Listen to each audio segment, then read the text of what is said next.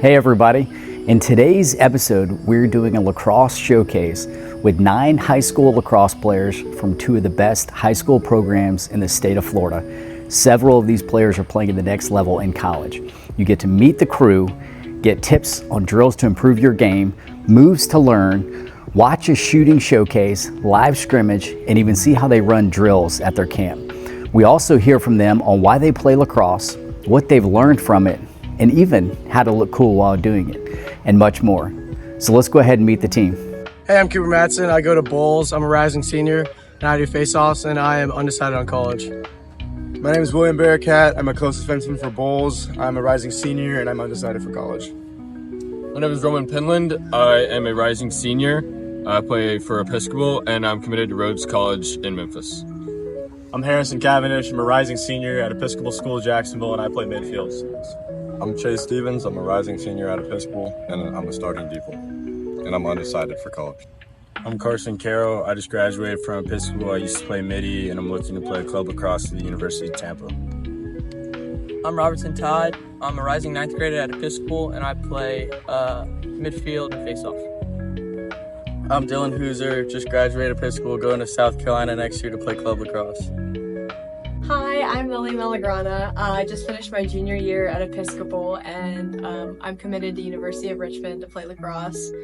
And I've been playing lacrosse my whole life, so yeah. So this first thing is wall ball, or you can use a pitchback, any wall, preferably without windows. But this is good for your hand-eye coordination. All you gotta do is just throw it again, and then you can get reps, you can go lefty, but it's a great use. All you need is a wall and a stick. Go back and forth, get a bunch of reps in, get your stick skills up, but yeah, this is good. I'm Harrison, and this is just another drill that anybody can do at home when they don't have access to like a field or a goal. All you need is a stick and a ball. So this is gonna be the proper way to pick up a ground ball. So the first step is you wanna have your backhand on the butt of the stick, and then you wanna have your front hand all the way at the top of the stick with your thumb on the plastic. And when you're going down to scoop the GB, you want to have your stick low to the ground, and you want to have your eyes over the ball, so you don't necessarily scoop through like that. It's more of like that. And then you bring it to your chest. Hey guys, this is Cooper and Carson. This is another drill you can do with a friend. This is partner passing. So what you want to do, point your lead foot at your target, aim your butt in, pass it softly. And then when you're catching, you want to make sure that you're receiving it like it's an egg, and you want to cradle it and get in control. And then when you're passing back, you want to make sure your lead foot is pointed to your target. And that's partner passing. Hi, I'm Roman. I'm William. And I'm Chase. And we're doing another defensive drill that can help you improve your accuracy with checks and your stick skills. So we're doing M's and W's and figure 8s. This basically just improves like the accuracy and timing of your checks and gets you comfortable with like having a stick in your hand and being able to throw those checks. Hey guys, back here again. This is the face-off. So the face-off is how we start every game, and it happens every time after a goal. So what you want to do is grab your left hand, put it at the butt end of the stick, other one top at the plastic. You want to come down with the ball. The ref is going to say down, set, go, and on the whistle, you want to clamp the ball and get it away. So how it would look, you can come down, set, go. One way is you can go forward and catch the ball. Another way that we do it is coming back, down, set, go, and coming back with the ball and getting a ground ball like Harrison mentioned before, and that's the face-off. Hi, I'm Lily. The girls' face-off works a little differently. It's called a draw. It's also how we start every game, and it's how we start every rep as well after a goal. It's a little differently. It's in the air instead of on the ground. Dylan's gonna help me. So we start with the sticks like this, and we have 2 options. You can either pull it behind you like that, where it's basically where you drop the stick and just pull it over your back shoulder, or you can push it forward, where you drop the stick and push it up a little bit. So there are quite a few options, but you can just kind of mess around with it and see what you like. So yeah. For this next drill, it's a footwork and shooting drill. So we're gonna hit the ladder 2 feet in, and then dodge, and then shooting on the run.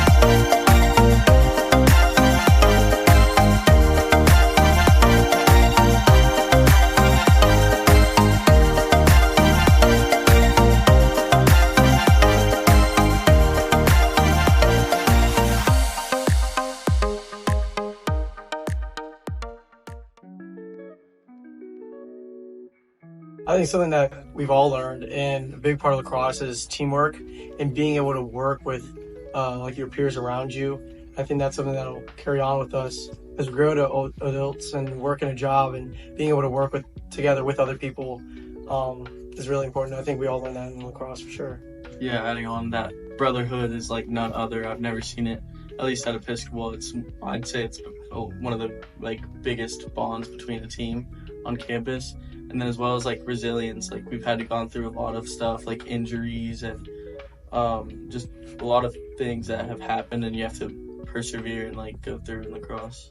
Lacrosse really taught me to balance my life between academics and sports. I go to my practice, then I have to go home and do homework or whatnot. So it really teaches me to have to always be balanced in my schedule and what I'm doing. Lacrosse has definitely taught me a lot of discipline. So if there's a morning practice that I know I have to go to, but I don't want to go to, well, I don't really have a choice, so I have to go to morning practice, and that teaches you discipline. Lacrosse has taught me how to be able to play with whether it's younger or older people. Older, obviously, you look up to them and you strive to be as good as they are, and younger, you get to help teach them to try and be as good as you are. And so that just, what you always saying, the brotherhood is very important. Yeah, just to add on, lacrosse kind of taught me that no one is greater than the team, and you can't just be a one-man show. Everyone has to work together and do their jobs to get the job done. Playing lacrosse has definitely taught me perseverance for sure, and dealing with situations under pressure. Big stage, big lights. It's hard to live up to some things that coaches and players expect from you, but living under that pressure and thriving under that pressure is something that definitely comes with the sport itself, for sure. Encouraging during games and especially practice, sometimes we'll have a rough practice and we're not doing as good, but just being encouraging and keeping try to keep that momentum going so we can get better. That's really important. Yeah, I would say being a listening ear instead of always telling you what to do, but also listening and understanding that as a player you have your own thoughts and opinions, and taking those in drills and game situations and incorporating into the team plan for a better outcome. And I think a coach being able to point out the flaws of the team or something that went wrong is important, but that along with this, then they should turn that into something more positive and show how we can grow out of it or learn from it. I agree with Cooper. I think a lot of coaches like to call out the negatives and not call out the positives, but I think calling out the negatives should be just as important as calling out the positives, and saying making sure every good play is also celebrated as every bad play is condemned. I'd probably say a coach that brings energy. Sometimes it's very hard, when you have afternoon practice, you just went long day at school and it's hard to get yourself going, but a coach that brings energy really just kind of flips the switch, because if they're bringing the energy, then you want to bring the energy. So that's a good characteristic. I think a good coach has the ability to coach on the field or on the court, but then off the field, you can go to them as a friend, talk to them about anything. You're able to open up with them comfortably. My favorite memories are, after every win, that's one of the best feelings, especially any good team that you beat. But I would say just any time you're out on a trip, we went to Pensacola this year, we went to Miami last year, and just that time spent with your boys in the hotel rooms and the pools, on the way to games and the buses before and after games, win or losses are always the best time. Yeah, and really just after a big win, just in the locker room getting hyped, with music after game, dancing, turn it up a little bit. It's fun. My favorite memory from playing lacrosse was definitely this year my team got to go to Final Four again, down in Naples, Florida, and we stayed at the Great Wolf Lodge, where we actually saw a lot of people that we knew from various different teams, which was pretty cool. But it was definitely so much fun to be with my team, and all my teammates joked and laughed and had a blast. So although the game wasn't the best game that we've ever played, it just being with my teammates and us all having a good time together was what made that memory so fulfilling. This is not just lacrosse, but like basketball, any sport. Like, what if you guys are in a game at Sears and you look over in the bleachers and you see a group of just baddies, right? How do you guys, how do y'all stay focused in the game situation to make sure that you don't get distracted? Me personally, I'm encouraged, you know. It's just like, you got to play for everyone, and if you're not always trying to like do your best, it's just like, sometimes you want to slack off. It's an easy game, it's a bad team, you don't want to try as hard as you want to, but you see some distractions. It's good for the mental. It gets you in the right mental state to keep putting in your all. Yeah, I just think being focused is the best way to do it. If you're focused in the game, you're locked in, and the baddies are going to be watching you all locked in. But if you're focused on the baddies, then you're probably not going to play too well. So, Yeah, for me, I usually don't feel pressure when the baddies walk in for my game. So, it really just encourages me to play better. Yeah, you always gotta play for some reason. Whoever it is, You got to play for the baddies. yeah. I think, like, you can't really teach these. Like, you either got it or you don't. Like, you got to be a steezy person. But, I mean, drip, eye black, can't help, but you got to just have the steez. Tilt. Yeah, most important thing is the helmet tilt. All about You gotta aura have it. farming. Yeah. Always about aura farming. Always got to think someone's watching, and you gotta look sharp. You know, you gotta have a clean jersey. You gotta clip farm. Do all that. You gotta look nice. Yeah. Just got to own it. Look good, play good. Hit up my boy S5 Ghost for some tips. Yeah. Chase out. I think lacrosse is like one of the best sports to get into because it's so fast paced, hand-eye coordination. I think it's so fun, and I think kids can get in to it 5 years old, get on in elementary school, play in middle school, go into high school. I think it's great. Yeah, I would say for a ton of people, it's that 7th grade, 6th grade year when you get into middle school because you're introduced to it. Like, I didn't know what it was till I was a 6th grader, I think. And I think I could say the same for them. But I'd say if you get into it earlier than anyone, you're immediately at an advantage because it does take a year or more to get those skills down because I think it's one of the hardest to initially like get the hang of, but once you do, I think it's easily the most fun I've ever had playing a sport. Yeah, I agree. And it's important to start it like young because it's like a physical sport. So like starting young, it really teaches you that level of like physicality, and it makes you better in all the other sports just because it's such a physical sport. Lacrosse is great because you're definitely going to be running a lot, so it's going to keep you in shape. Like the cardio that goes into lacrosse is 10 times the amount that you're going to be doing if you play baseball. So you're definitely going to be sweating and burning a lot of calories. I think lacrosse is a good sport to start out young because it goes hand in hand with a lot of other sports. I played basketball and the footwork's very similar. So just playing both those sports can help you in the other sport. So yeah, just like Harrison and Carson said, it keeps you in shape. You got to work out as like people get bigger. You got to get bigger, and it just like helps you out in every other sport, every aspect of lacrosse. Hand-eye coordination, passing, throwing. It's just all like benefiting every aspect of your athleticism. To add something else, there's a lot of opportunity in lacrosse. I mean, because there's a lot of different positions that you can work on different skills like face-off, goalie, defense, mid-attack.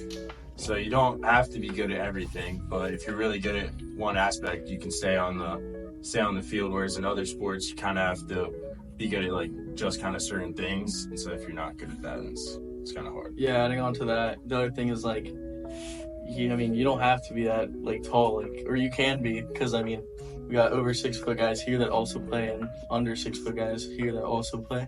So I think it's a wide range of almost anyone could play against. Like basketball, like when you get older, it's only 6 foot kids dominate, but this one, anyone can dominate at any time.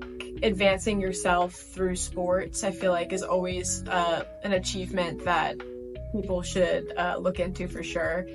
And like lacrosse specifically, I mean, I've learned a lot of like new skills. Like my hand-eye coordination has gotten a lot better, and like my communication skills have gotten better as well from being on the field with my teammates. I also think my IQ has gotten better as well from seeing the field more and learning the plays. And I feel like there are a lot of really essential skills that can help in everyday life by learning a sport like lacrosse. So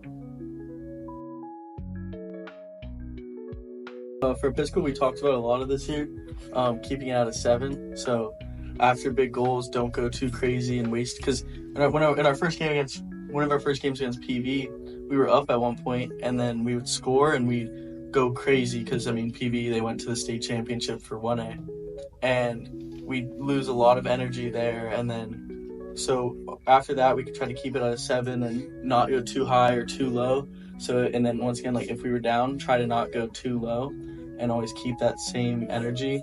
But I think, like always, it's hard to be down and still be as excited and ready to play as you are up. So it's definitely difficult.